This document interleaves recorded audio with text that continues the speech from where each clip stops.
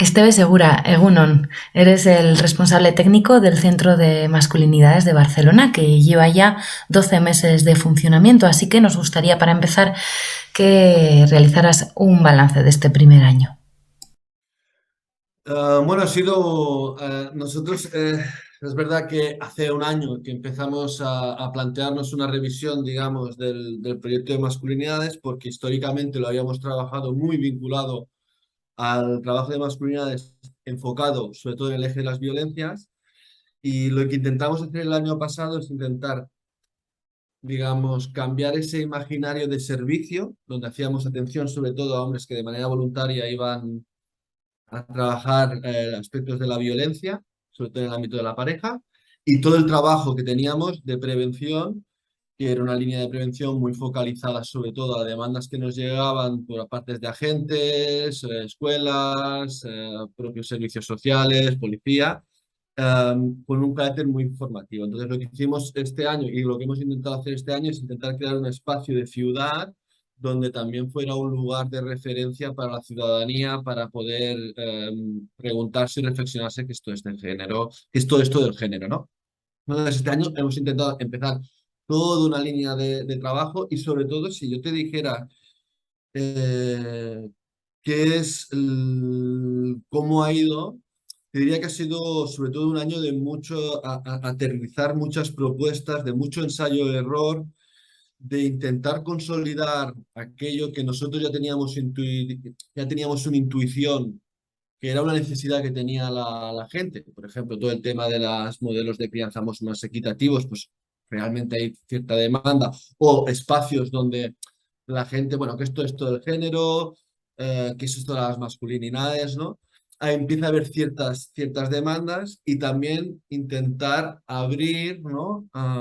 Acciones que a lo mejor no están aún muy asentadas en la población, que para nosotros son súper importantes, ¿no? Como puede ser todo el tema de las relaciones afectivo-sexuales, como muy relacionadas con todo el tema de la prevención de las violencias sexuales, todo el tema de los valores que se puedan vincular a la masculinidad con el deporte, la cultura, también generar una programación que fuera como muy fresca y abierta. Y sí que es verdad que hemos intentado partir de una base como muy honesta de decir, bueno, lo importante es empezar, hacer ensayos, errores y ver qué es aquello que realmente puede generar cierto interés a la población, más sobre todo de cara a los públicos que no estábamos llegando, ¿no?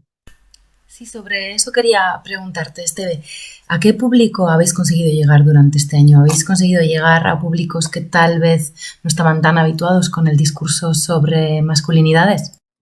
Yo te diría que yo creo que la inmensa mayoría siempre es un público que tiene un interés por estos temas, ¿no? Entonces, estos perfiles, pues, por lo que refiere a edades, pues pueden ser de edades diversas, pero sí que te diría que comparten un mismo punto en común. Son personas que sienten interés por conocer qué es esto del género y que han encontrado en un centro como el Plural y en su oferta como un espacio tranquilo para poder reflexionar porque está muy focalizado para ellos.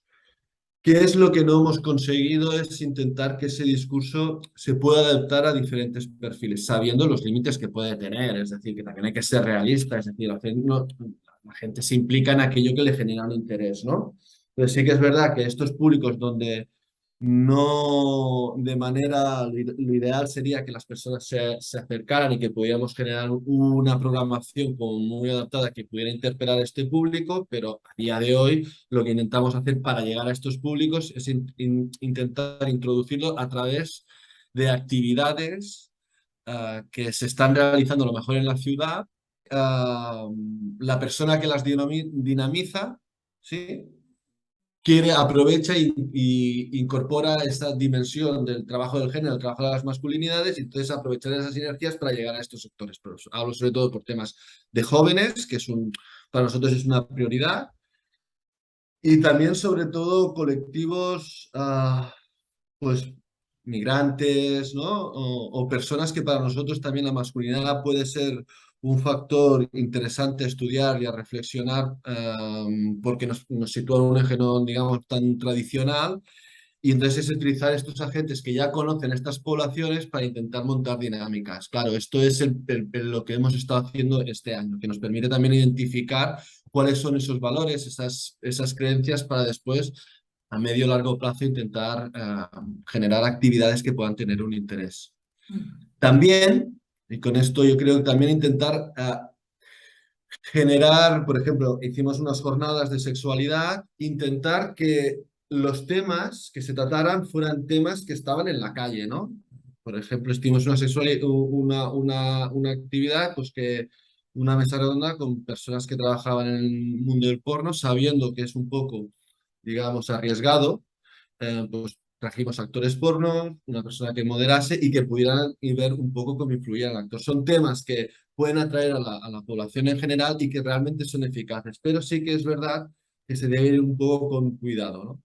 Porque, bueno, no tienes tan controlado el discurso, es decir, traer personas que a lo mejor no tienen tanto el discurso de género integrado, pero sí que el tema que tratan es un tema que controlan, que tienen cierto discurso constructivo, positivo, y también llegan a más gente porque pues, están mejor conectadas en las redes sociales, porque siguen muchas personas. Entonces yo creo que esto es un poco la estrategia, sabiendo que, bueno, no salen unas jornadas al uso donde el género es el eje central, sino que el género intentamos que esté por el fondo y eso también tiene buen resultado.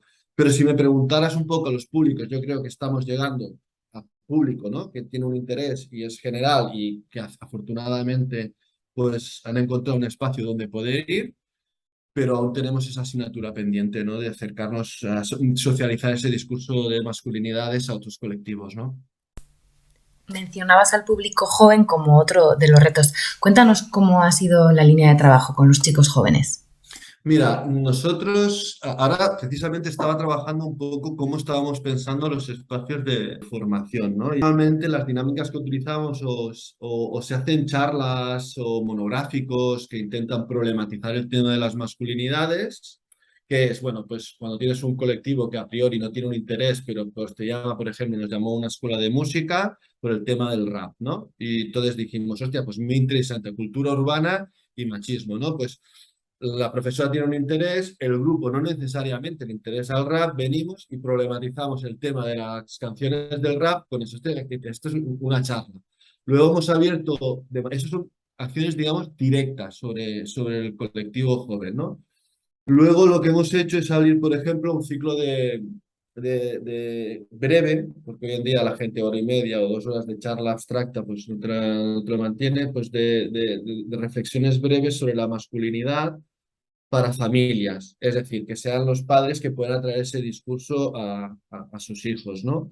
En este caso trabajábamos, por ejemplo, eran 5 charlas para familias que distribuimos, que ha tenido buena acogida, porque se ha hecho online, porque se ha hecho también de una manera a una hora muy accesible para las familias, por la tarde, a partir de las 6.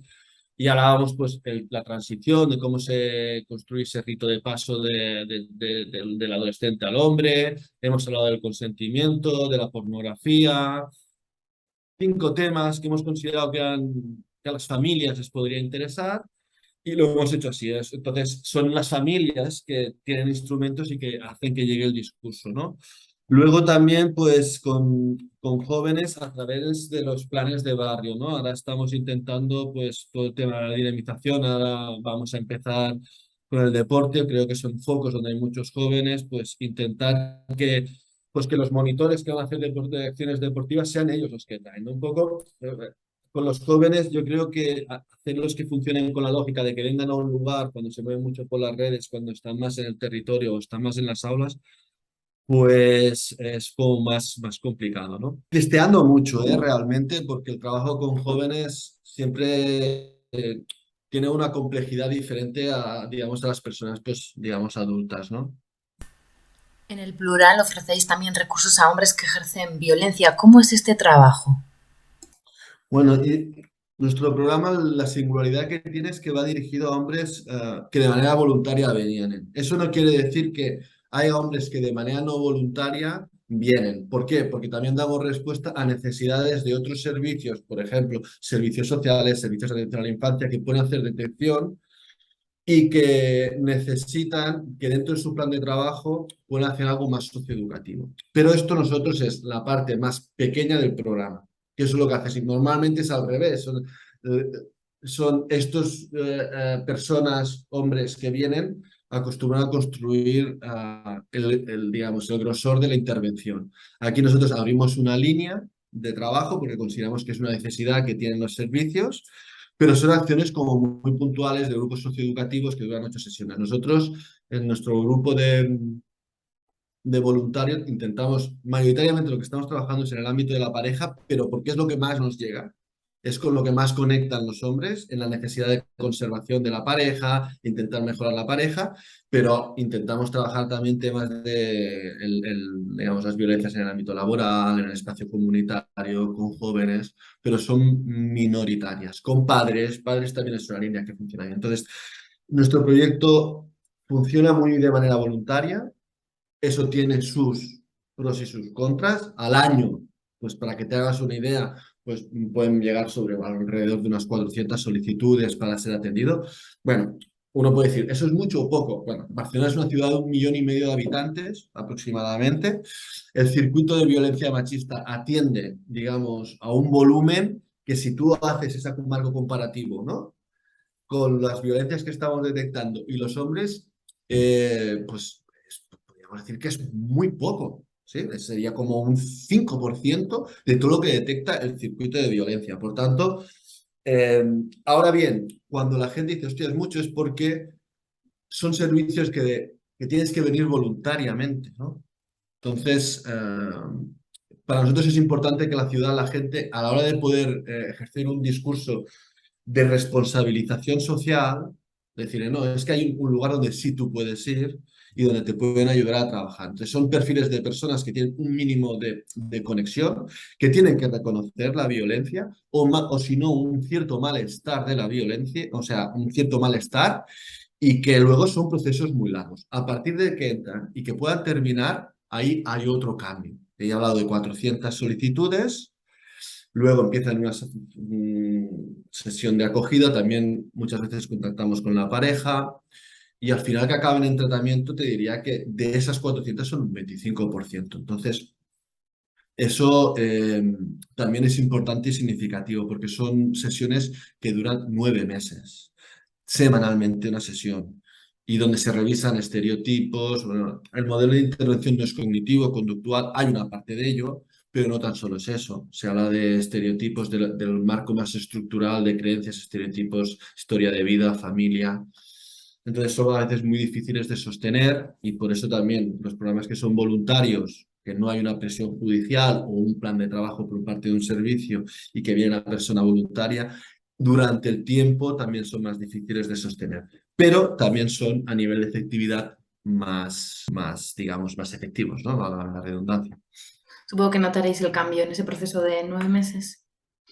Bueno, hicimos una evaluación, ¿no? Para no hacer aquello de decir, bueno, sí, cambian, ¿no? Y entonces la evaluación, lo que decía la evaluación, tenía 15 líneas de estudio, o sea, 15 líneas de investigación, donde se investigaban diferentes puntos. Lo que dice el estudio básicamente es que los tratamientos que a día de hoy se hacen en el plural, a través del programa de atención, pues básicamente tienen un impacto en la reducción de la violencia física, que esa sabemos que es la que tiene mejor pronóstico, porque cuando hay diferentes mecanismos de control sobre las emociones, sobre los impulsos, sobre las creencias, disminuye, porque hay un elemento también de control, que es el propio centro.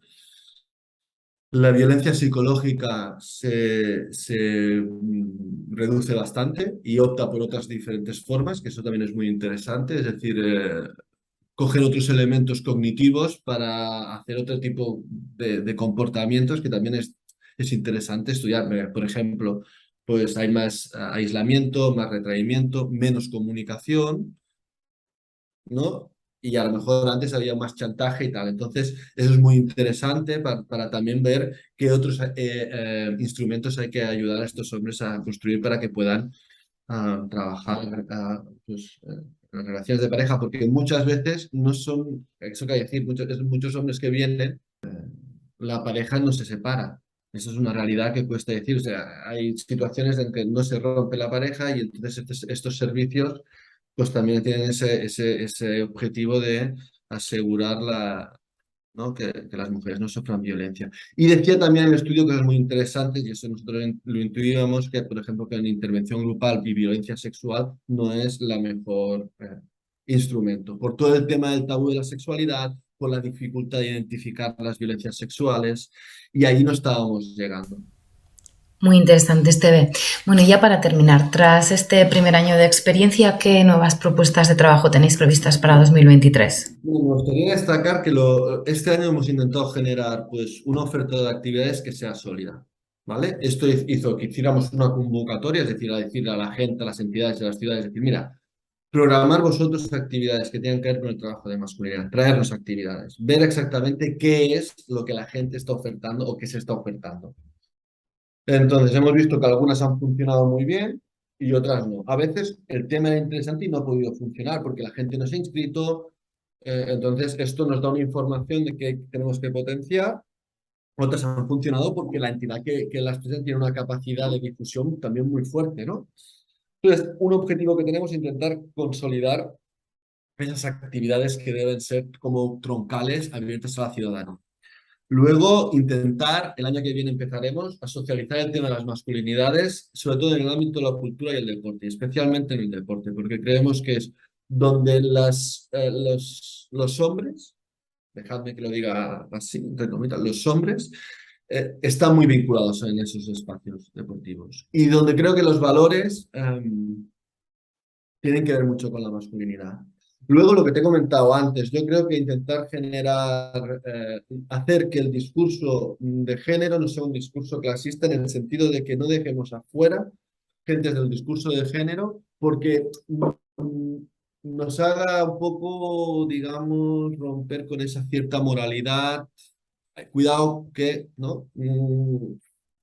¿Cómo podemos hacer o llegar a determinados colectivos sin, digamos, sabiendo que hay cuestiones que a lo mejor pueden llegar tensiones y que permitan que no, ¿no? Entonces, yo creo que esto es uno de los objetivos, ¿no? Llegar a esos colectivos, intentar que el discurso de género sea lo más socializado posible. Yo creo que eso es una cuestión que el año que viene intentaremos trabajar pues a través de convocatoria de actividades, pero sobre todo pues a través de charlas donde se problematice la masculinidad y por lo tanto nos permita no dar un discurso propositivo sobre un tipo o una manera de ser correcta, sino de que nos permite identificar dónde está el problema de las masculinidades en los colectivos. Y luego todo el tema online, que a mí personalmente me genera muchas contradicciones porque yo vengo del ámbito social y creo que las relaciones físicas son importantes porque el lenguaje y el tipo de comunicación es distinta, pero la realidad es que todo lo que es desde la comodidad de tu casa gana mucho. Entonces, poner eso en la balanza creo que también es importante. Yo soy conocedor de que pues, en Zondo, pues, esto ya lo habéis trabajado, lo tenéis muy. Nosotros estamos intentando ver cómo podemos generar ese espacio formativo que no depende tanto del plural, sino también de los otros, bueno, de otros órganos administrativos que nos den el visto bueno, seleccionen la plataforma y lo puedan hacer. Poco, yo diría que esos serían los retos, ¿no? Ahora estamos en una fase de aprendizaje, de mucho caos, en el sentido de que ahora esto funciona, no funciona, esto, lo otro, de abrir muchos melones. Bueno, eh, a la larga me gustaría pues poder ir asentando esas líneas. Creo que el tema de creo que el tema de las masculinidades, pues hay las prácticas que estamos, hay muy poca práctica en relación a los discursos que hay. ¿Sí? Y creo que el discurso mm, cambia más rápido que la práctica, ¿no? Hace 2 días hablábamos del género binario y ahora ya estamos en género fluido.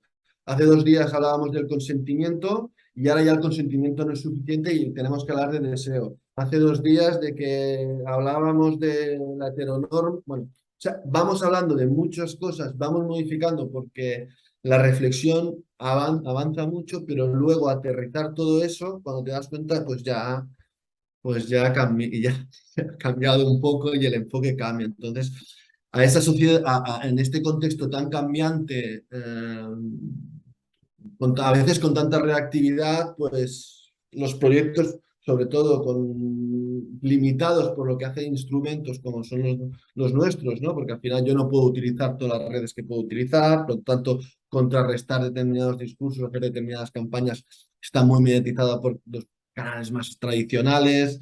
El hecho de llegar a determinados colectivos implica que tenga que trabajar con otros profesionales que no necesariamente, ¿no? Ya. compartan la misma visión. Eso lo hace un poquito más todo, un poco más lento. Y cuando estás empezando a trabajar algo, de repente, hostia, esto que estábamos trabajando le podríamos dar otro enfoque, ¿no? Y entonces no hemos podido evaluar una práctica que ya estamos intentando impulsar otra. Y a veces eso lo hace más complejo, pero por eso siempre, como dices tú, tenemos mucho trabajo, pero bueno, poco a poco y haciendo, ¿no? Y Sí, bueno, pues muchas gracias, es que recascó y enhorabuena por el trabajo que estáis haciendo. a vosotros, gracias.